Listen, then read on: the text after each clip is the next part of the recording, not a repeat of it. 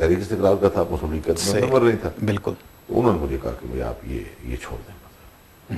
मैं लाहौर था, मैं वापस आया, मैं सबसे मुलाकात हुई मेरी, मैंने कहा जी आप मुझे करो, लेकिन मैं अपोजिशन का कैंप छोड़ के किधर जाऊँ, और मैं क्यों छोड़ूँ अपोजिशन का कैंप? टिकट उनके टिकट पर मैं जीता हूँ, ठीक है कुछ वोटें हमारी भी होंगी, मतलब है कि रुपए में से अगर 11 हमारी वोटें हैं, 12 वोटें मुस्लिम लीग की हैं, जिस टिकट पे मैं जीता हूँ, तो आज मैं कैसे छोड़ दूँ उनको? मतलब माकूल वजह होनी चाहिए। तो और फिर मैं छोड़कर कहाँ जाऊँ?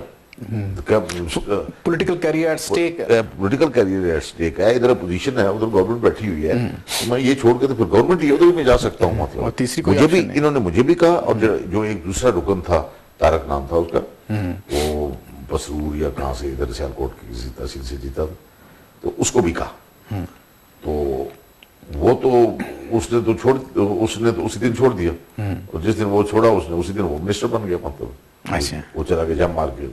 मैंने नहीं छोड़ा, मैंने इरवा साहब को एक कहा, मैंने कहा सर आप को मेरे सर आंखों पे, लेकिन आप मुझे ये कहें कि मैं इस्तीफा दे दूं मेंबरशिप से, वो तो मैं कर सकता हूँ, लेकिन अगर आप ये कहें कि मैं मेंबरशिप ही रखूं और वो कैंप या वो धाड़ा छोड़ दूं जिस पे मैं जीत के आया, मतलब है, मैं कह ये बहुत खैर खिला की बात है, कम से कम मुझसे हो नहीं सकती है। हाँ, कम ये टेन्योर कंप्लीट कर लें। हाँ, मतलब मैंने कहा ये नहीं हो सकती, मुझे ये कहे मैं छोड़ दूं, मैं 1 सेकंड लगाऊंगा, आप मेरा रिजाइन ले ले, मैं छोड़ दूं। सही। उनका नहीं, मैं रिजाइन का आपको नहीं कहता। चीन वालिਆਂ ਕੋਲੋਂ मैं 2 ਸਾਲ ਪਹਿਲਾਂ ਮੈਨੂੰ ਚੀਨ ਦੀ ਕਮਿਊਨਿਸਟ ਪਾਰਟੀ ਨੇ ਬੁਲਾਇਆ, ਤੇ ਉਹਨਾਂ ਦੇ ਜਿਹੜੇ ਇਕਨੋਮਿਕ ਪਲੈਨਿੰਗ ਦੇ ਹੈਡ ਸਨ, ਉਹਨਾਂ ਨੇ ਦਾਵਤ ਦਿੱਤੀ, ਤੇ ਮੈਂ ਉਹਨਾਂ ਨੂੰ ਪੁੱਛਿਆ ਕਿ ਜੀ ਤੁਸੀਂ ਆਪਣੀ ਇਸ ਇਕਨੋਮਿਕ ਡਿਵੈਲਪਮੈਂਟ ਦੀ ਸੀਕ੍ਰੇਟ ਸਾਡੇ ਨਾਲ ਸ਼ੇਅਰ ਕਰੋ ਜੀ, ਬਿਕੋਜ਼ ਅਸੀਂ ਇਤਨੀ ਦੋਸਤੀ ਹੈ।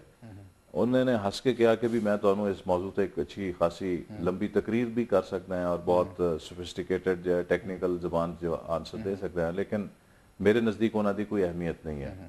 साड़ी तरक्की का जोड़ा फॉर्मूला बहुत सादा है। अज के दौर में किसी रियासत का बुनियादी फर्ज है कि 2 चीज़ां पैदा करे जी, और इक्तसादी तरक्की खुद ब खुद पैदा हो जाएगी। पहली पोलिटिकल स्टेबिलिटी, और second social solidarity. And by social solidarity they mean कि नंबर 1 equitable growth, के एक मुसावियाना growth, और दूसरी समाजी हम आहंगी, हारमनी इन द सोसाइटी, ਉਹਦੇ ਚ कॉन्फ्लिक्ट नहीं होना चाहिए।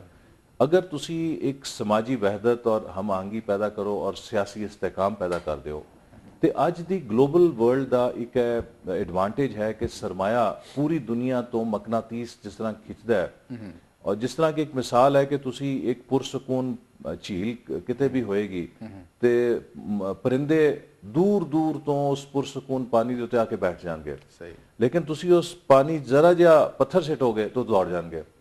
So political stability and social solidarity preceded economic development. अच्छा, you can have economic development sometimes without political stability और social solidarity, लेकिन वो बड़ी short run होएगी। अल्टीमेटली रूट्स नहीं होंगे, या कोई पॉलिटिकल क्राइसिस होएगा, रेवोल्यूशन आ जाएगा।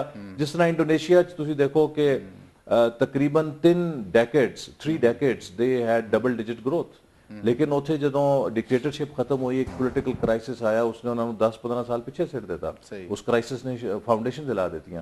सो इकोनॉमिक डेवलपमेंट वही पायदार है जो सस्टेनेबल है, विच कैन कंटिन्यू। अच्छा, कमो विच इहो जिहा एक विजन जिहड़ा 2030 ਦਾ ਇੱਕ ਆਇਆ ਹੋਇਆ ਹੈ, ਉਹ मतलब ਉਹ ਤੇ ਕੋਈ ਕਮੈਂਟ ਕਰੋਗੇ? हाँ, उन मौजूदा हुकूमत अनफॉर्चुनेटली आई वुड से कि when in 1999 our government was toppled, साडी हुकूमत का तख्ता उल्टिया गया, ਤੇ ਹਕੂਮਤ ਨੇ ਆਂਦੇ ਨਾਲ ਹੀ ਇਸ ਵਿਜ਼ਨ 2010 ਨੂੰ ਜੋ ਅਸੀਂ ਪਾਕਿਸਤਾਨ ਦੀ ਤਰੱਕੀ ਲਈ ਸ਼ੁਰੂ ਕੀਤਾ ਸੀ, ਔਰ ਬੁਨਿਆਦੀ ਤੌਰ ਤੇ ਉਹਦੇ ਚ ਏਮ ਇਹੀ ਸੀ ਕਿ ਅਗਲੇ 12 ਸਾਲਾਂ ਦੇ ਅੰਦਰ ਪਾਕਿਸਤਾਨ ਦੀ ਕੀ ਜ਼ਰੂਰਤਾਂ ਨੇ, ਇੰਟਰਨੈਸ਼ਨਲ ਇਕਨੋਮੀ ਦੀ ਕੀ ਜ਼ਰੂਰਤਾਂ ਨੇ, ਔਰ ਇਸ ਗਲੋਬਲ ਇਕਨੋਮੀ ਚ ਪਾਕਿਸਤਾਨ ਕਿਸ ਤਰੀਕੇ ਨਾਲ ਇੰਟੀਗ੍ਰੇਟ ਹੋ ਸਕਦਾ ਹੈ। ਸੋ ਅਸੀਂ education, health, infrastructure, agriculture, industry, energy, ਹਰ ਸ਼ੋਬੇ ਚ पाकिस्तान दी रिक्वायरमेंट्स ਨੂੰ ਆਈਡੈਂਟੀਫਾਈ ਕਰਕੇ ਉਸ ਦੇ ਲਈ ਇੱਕ ਰੋਡ ਮੈਪ ਬਣਾਇਆ ਸੀ ਕਿ ਉਹ। अच्छा, लेकिन ये सारी गुफ्तगू तो एक चीज़ ਜਿਹੜੀ नज़र आ रही है कि अगर पाकिस्तान च एक स्टेबल जमहूरियत नहीं है, तो कोई भी विजन ਜਿਹੜਾ है कोई भी वो नहीं हो सकता। It will not go. No, this is what I said कि for any development anywhere in the world ਤੁਹਾਨੂੰ basic ਇੱਕ ਚੀਜ਼ ਚਾਹੀਦੀ ਕਿ stability ਹੋਏ। ਅਗਰ ਉਹ stability ਨਹੀਂ ਹੋਏਗੀ ਤੇ that development will be very short lived, ਔਰ ਕੋਈ crisis ਆਏਗਾ। ਜਿਸ ਤਰ੍ਹਾਂ ਕਿ ਤੁਸੀਂ 1960s ਦੀ ਮਿਸਾਲ ਲੈ ਲਓ, ਪਾਕਿਸਤਾਨ ਦੇ ਅੰਦਰ ਉਹ ਕਿਹਾ ਜਾਂਦਾ ਹੈ ਕਈ ਲਿਹਾਜ਼ ਨਾਲ golden era of development, Ayub Khan ਦਾ ਹਾਂਜੀ ਦੌਰ ਸੀ, ਉਹਦੇ ਚ ਬਹੁਤ ਹਾਈ ਗਰੋਥ ਰੇਟ ਸਨ। ਲੇਕਿਨ ਚੂੰਕਿ ਡੈਮੋਕ੍ਰੈਟਿਕ ਡਿਸਪੈਂਸੇਸ਼ਨ ਨਹੀਂ ਸੀ ਔਰ ਇੱਕ ਡਿਕਟੇਟਰਸ਼ਿਪ ਸੀ, ਤੇ ਕੀ ਹੋਇਆ ਕਿ ਉਸ ਤਰੱਕੀ ਦੀ ਗੈਰ ਮੁਸਾਵਿਆਨਾ ਤਕਸੀਮ ਹੋਈ, امیر امیر تر ہوندے چلے گئے، غریب غریب تر ہوندے چلے گئے، لہٰذا اور اسی طرح ریجنل ڈسپیرٹی ہوئی، کچھ علاقے بہت ترقی ہوئی، کچھ علاقے بہت پیچھے رہ گئے، لہٰذا that 10 years development resulted in break up of Pakistan۔ ہاں جی، اگر ڈیموکریٹک گورننس دے نال وہ ترقی ہوندی سو اس دا جڑا وسائل دی تقسیم ہے وہ قدرے مساویانہ ہوندی، ہر طبقہ، ہر علاقہ، ہر خطہ اودے شریک ہوندا اور اودے چ محرومی دا احساس نہ ہوندا۔ بات ہو رہی ہے